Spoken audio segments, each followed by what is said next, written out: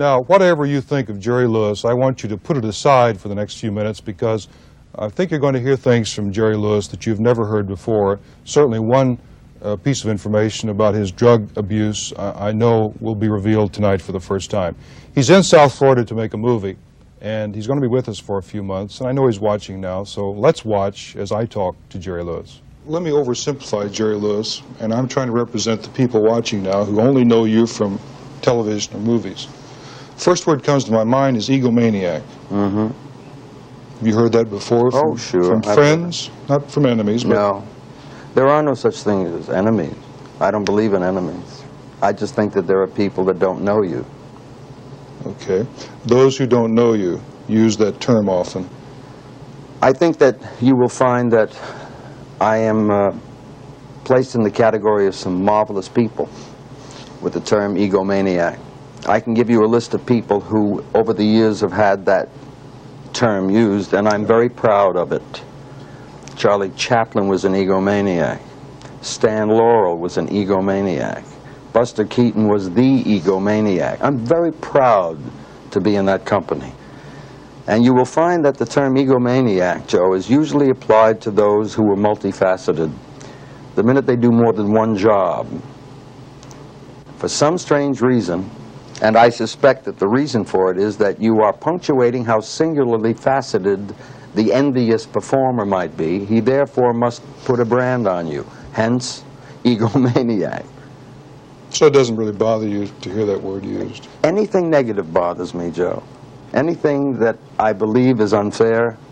If you've got a negative that I got coming, it's going to bother me, but I'm going to examine it and try to make it better. Do you think that you being generally thought of as a comedian is a negative? No. Oh, God, no. Oh, no. Being thought of as a comedian is a high compliment. Well, except I always seem to get the feeling that you want to be taken more seriously than people do. Well, on a personal basis, yes, yeah. Of course. If I'm sitting with people that I want to make a point with, I'm hoping that they're going to generate a moment of intelligence and listen. If nothing more, just listen and know that I am not performing for about 5 minutes. Yeah. In other words, the thing that bothers me is when I'm sitting with a couple of guys and we're talking about what fun it is to be together, and all of a sudden the subject of Cambodia comes up. I'd like them to assume that I am now going to not be funny and relate to that subject. And when that doesn't happen, that disturbs me, because what they're doing is they're not listening. Where do you find yourself in your life right now? How old are you? 52. I'll be 53 March 16th. Are you where you thought you wanted to be 20 years ago at 53, midlife? I don't believe I thought about that 20 years ago. You didn't? No. 20 years ago, were you still with Dean Martin? No. 1958? 22 years ago, 22. He was still working for me. He was still... Tell us about that very quickly. Let's move through that. Why the breakup? It was expedient. It was the time. We had hit the crest. There was more things that I wanted to do. I was the catalyst between Martin and Lewis, the public, and our whole corporate structure. I created the split. Would he agree with that if he were sitting here right now? Yes. Oh, yes, of course. And it was at the time, it was the most devastating thing in my life, because I didn't know where I would go, but I knew one thing, that with all of my training from my dad and all the years of learning about our business, the one thing that I will never ever forget till the day I die was when he said to me, "Walk off a winner. Don't get knocked out of the ring. There's nothing quite as degrading as getting knocked through the ropes." Now, I was 10 years old, I would guess, maybe 12, when he told me that, and then sure enough, I remember seeing Joe Lewis getting knocked through those ropes, and I knew it all that night, exactly what he meant.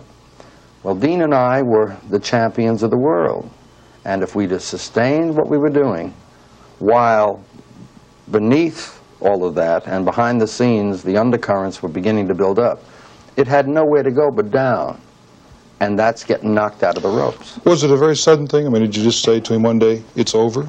Or no, did you it was negotiate building. it, talk it was about building in the last. We had 8 super years. The last 2 were very difficult. Now, it's been intimated, it's been more than intimated, it's been said that it broke up because you were an egomaniac, you were insufferable, you couldn't stand to share anything with anybody. That's not true. Your number one My greatest pride was that I was working with the greatest straight man that ever lived. Why then did you not speak for so many years? Or is that true? No, that's true.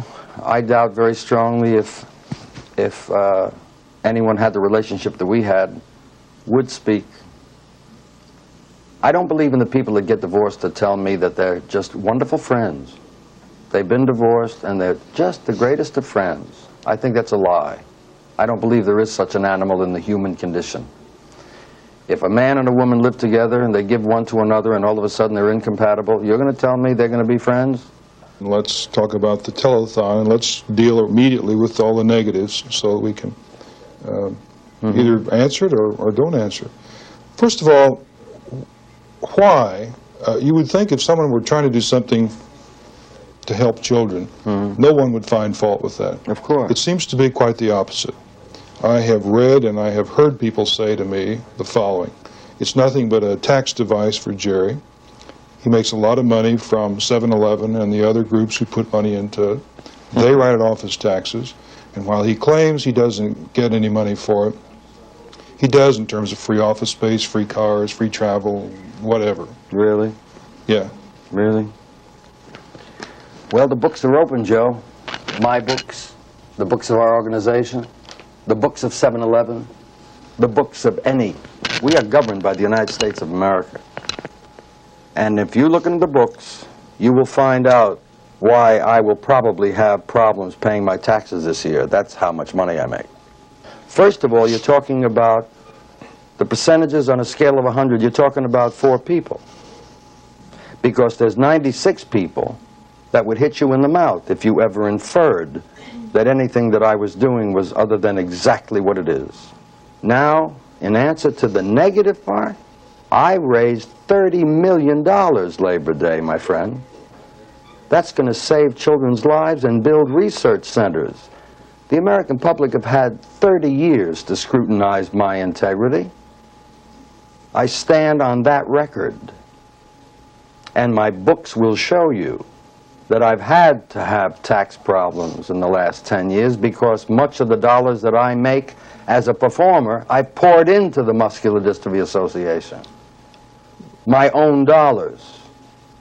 Why? Because I love what I do and believe what I'm doing. How did you get into muscular dystrophy? That's nobody's business. I've never answered that, nor will I ever. That's not important. It's my own very personal secret.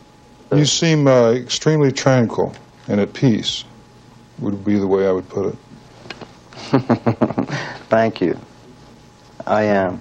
Well, do you want to talk about that? Talk about anything you want. Why? You seem, it's like you've gone through something and someone has noticed it. What have you gone through? Well, I had a rebirth, as it were. I've been suffering for 13 years with a very, very bad spinal injury, and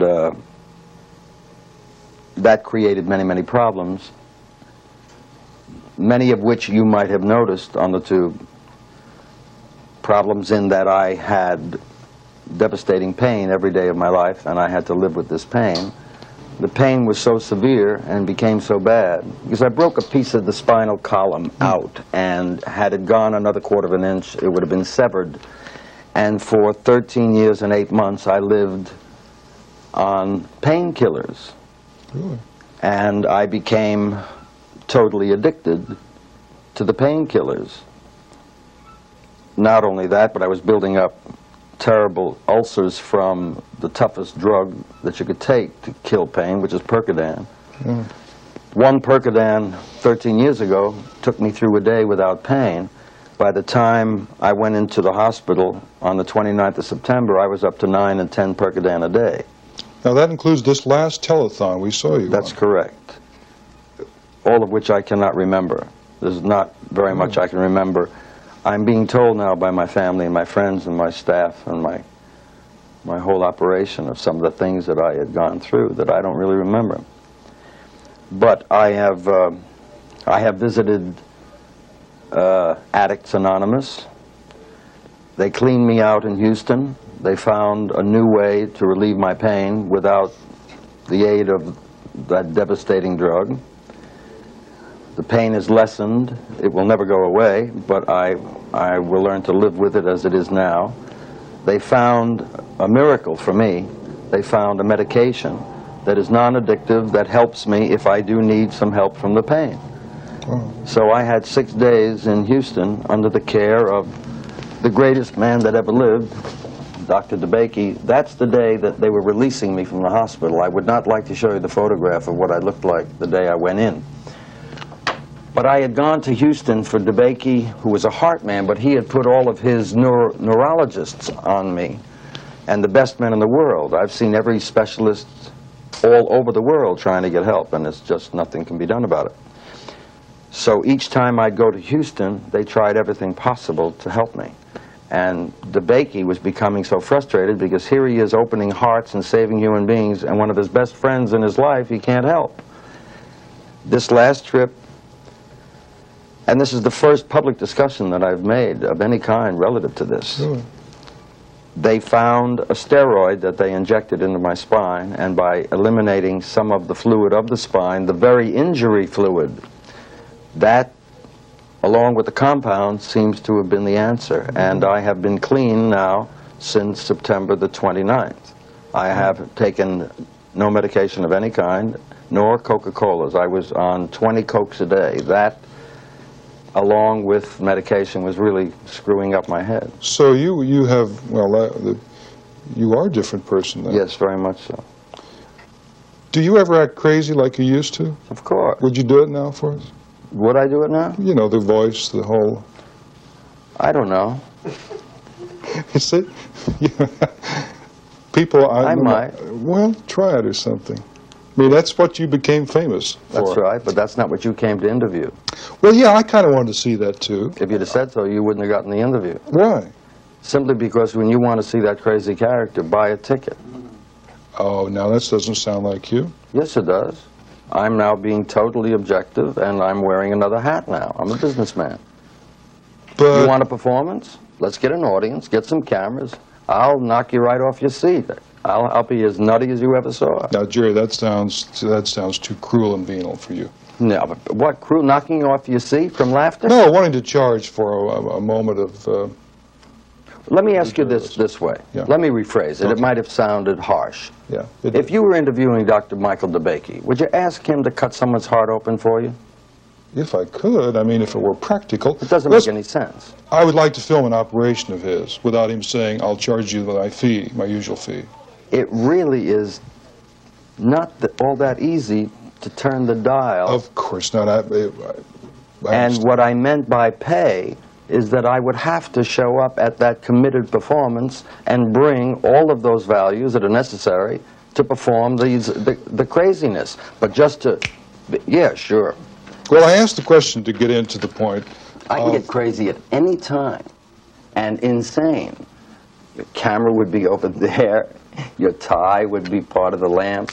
I wouldn't light this like a normal human being would light it, naturally. Right. But I don't feel like getting crazy. And when I don't feel like it, I don't. It's all that simple. Well, after some very serious conversation, I'm glad we've left Jerry where we all most remember him, and that it is in making us laugh. And we hope the next time we're with him, we'll show you more of how he does that. We'll be right back.